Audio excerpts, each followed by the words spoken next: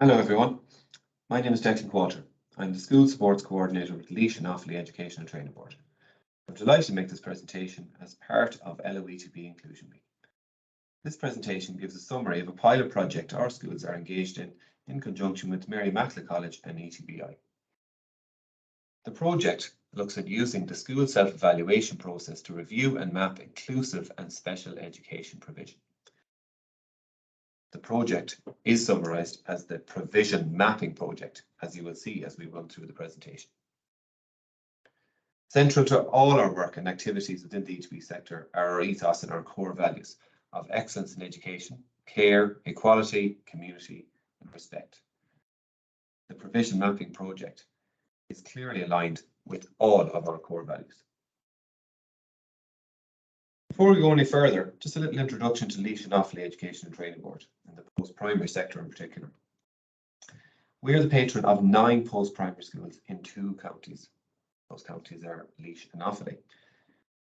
We have approximately 450 teachers and over 4,500 students in our 9 schools. In Laois, we have St. Fergus College in Rathdowney, Port Laois College and Dunamaze College, both in Port Laois, and Clonaslee College. In Offaly, we have Banagher College, Colosh and Naomh Cormac in Kilcormac, Tullamore College, Ars Culcura Naofa in Clara, and Oaklands College in Edenderry. So a brief introduction to how the Provision Mapping Project is working within Laois and Offaly ETB. So as we pointed out, the Provision Mapping Project was an initiative developed by Mary Immaculate College and Dr. Joanna Fitzgerald, who has been the visionary behind the project, and ETBI have supported the implementation of the project across the 16 ETBs. In Laois and Offaly ETB, we have appointed 9 inclusion coaches. So we asked each of our 9 schools to nominate an inclusion coach or someone who would represent the school on the project. As we have 9 schools, we have 9 inclusion coaches. In addition, each ETB was asked to nominate a pilot school who would get additional support from Dr. Fitzgerald and ETBI. Laois and Offaly ETB have 2 pilot schools engaging in deeper support with Mary Immaculate College. They are Tullamore College and Clonaslee College. The additional support that they receive involves school visits and additional online meeting in helping the schools develop their provision map. So what is provision mapping? Well, provision mapping is a process. It provides a basis to strategically plan provision for all of the students, and it also promotes SSE, allows schools to allocate resources to those students who would most benefit from them, and also to identify staff CPD needs. It's an audit. It allows schools to list the provisions, and indeed before listing them, the school must consider the provisions they have in place and interventions available for pupils across the continuum of support. The provision map will result in a product. This is a summary document of provisions and interventions currently available in school to support the needs of all learners. And underpinning everything that's happening in the provision mapping project is the effective use of data. And the data provides a helpful overview and allows schools to identify, monitor and evaluate gaps in areas of real strength. On completion of the project, inclusion coaches will be able to critically interrogate the concepts of inclusion education, special education and inclusive leadership. They will be able to review and evaluate current and academic educational policy, apply the skills and evidence-based approaches to leadership development and collaborative practice, and acknowledge the role of systematic organisational approaches to inclusive education. These are just some of the learning outcomes which will be of benefit to our inclusion coaches and our pilot schools. And as you will see from the learning outcomes, these skills are highlighted there in purple. So those engaging the project will enhance their own professional learning, and they will also engage in particular policy documents around inclusion in education, special education, leadership and collaboration. The project itself began in November 2021, when ETBs were invited to nominate inclusion coaches and pilot schools.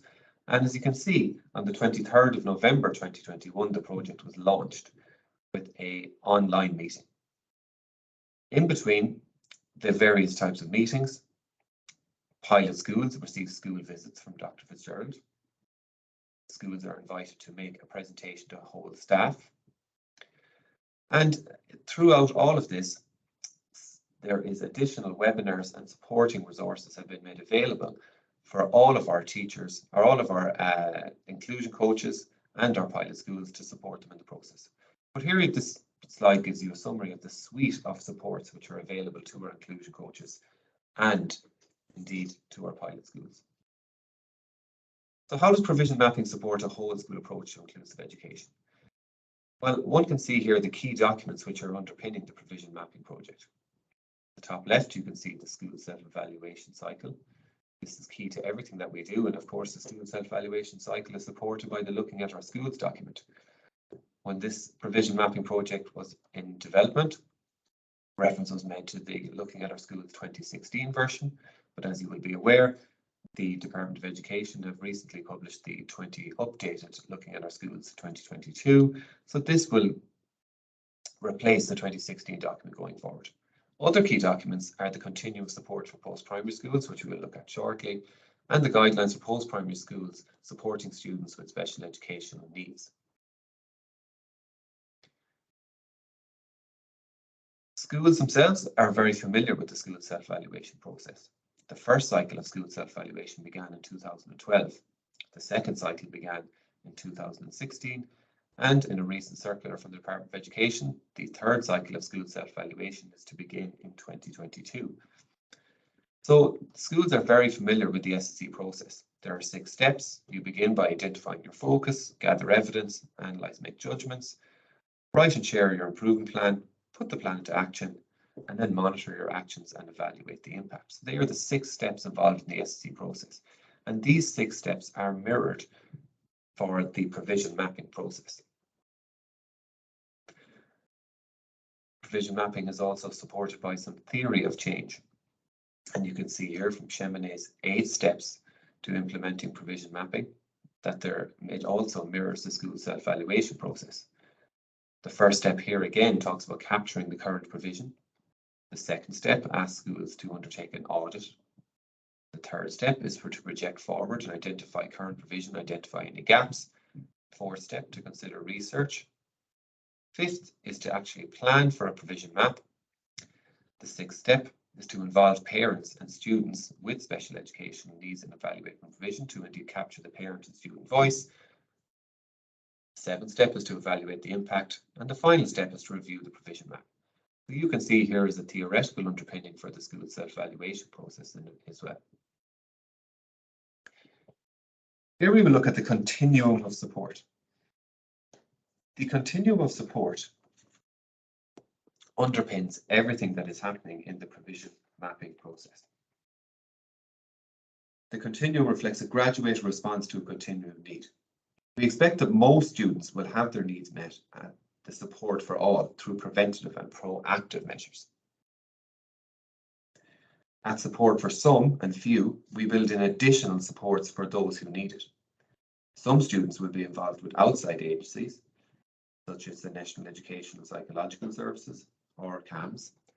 And these students who are receiving these support, schools will plan for them in the support for few section.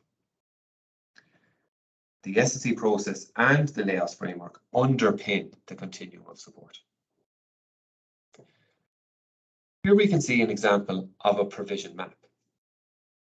This is the product of a process of which a school would have completed, and this document clearly outlines where a school has planned to support the social and emotional learning for all students under the orange category. You can see here that to support the students for all under social and emotional, there's a wellbeing committee, there's a wellbeing week, there's PE offered to all classes, there's a transition program, and various other things that you can see.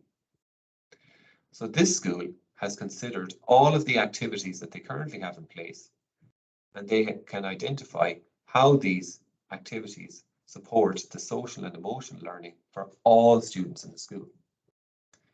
In the middle, under school support for some, you can see where there are certain activities which the schools offers which are only targeted at some students in the school, such as the pastoral care team, the guidance referral system, internal guidance counselling, diagnostic informal assessment, explicit social skills. So here you can see where this school has reflected on the activities they undertake, which will only be needed for some students in the school. Finally, on the right-hand side under the green, you can see some activities the school plans for to support a few students. And these are interventions delivered at school support to support students with SEN who receive additional interventions. You can see that a few students in the school will have individualized school support plans. Few students will be receiving additional input from NEPS, NCSE, CAMS, in-school counselling, internal guidance counselling, behaviour support plans, an instant response team, a student support team. So here are activities and actions a school engages in to support those students who will have additional interventions put in place. So this is an outtake from a provision map developed by Dr. Joanna Fitzgerald, where you can clearly see how the continuum of support is reflected in the provision map. In this outtake of the provision map, this is focusing on the social and emotional learning and how a school is planning to support all students, some students, and few students. The school in question has identified the activities that they have in place to support all, some, and few.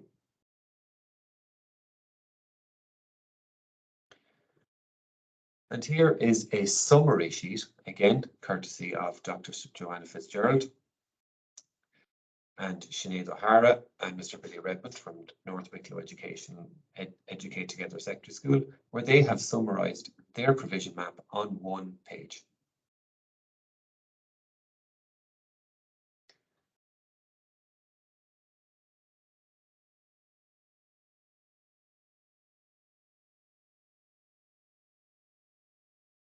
So now that you've had a moment to look at that, this is the product which our schools, by engaging in this project, will ultimately develop at the end.